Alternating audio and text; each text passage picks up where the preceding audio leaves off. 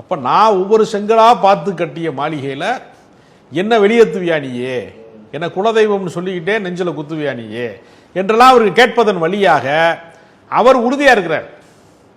2026 தேர்தல் வரைக்கும் நான் தான் தலைவர், அதுக்கு பின்னாடி வேணும்னா அன்புமணி தலைவரா இருந்துக்கலாம், அதுக்கு முன்னாடி என்கிட்ட வம்பிழுக்கிற வேலை வச்சுக்கல. தேர்தலில் பாமக வேணும்னு நினைக்கிறவங்களுக்கு தெரியும் யார் கூட பேசணும் அப்படிங்கிறது இல்ல. அது ஒரு வகைக்கு உண்மையும் கூட. என்ன காரணம்னா, நிர்வாகத்தை வேண்டுமானால் அன்புமணி கைப்பற்றி இருக்கலாம், ஒட்டுமொத்த வன்னியர் சமூகத்தையும் தன் பக்கம் திருப்பி விட்டார் என்று சொல்ல முடியாது.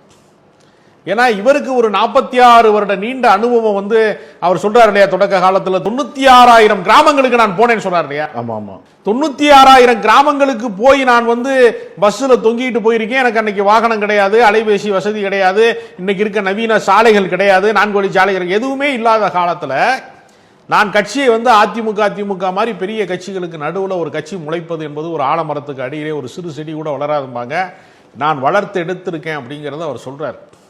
அதனால கட்சியில எல்லா விதமான உரிமையும் கோருவதற்கு நானே கேட்கறதுக்கு எனக்கு வெக்கமா இருக்கு, நான் என்னைய தலைவர் ஆக்குங்கன்னு கேட்கவே எனக்கு வெக்கமா இருக்குங்கிற அளவுக்கு அவர் சொல்றாரு. ஆனா அவர் என்ன சொல்றாருன்னா, இந்த பகை நெருப்பு என்பது, இந்த முரண்பாடு என்பது திடீர்னு முளைக்கல.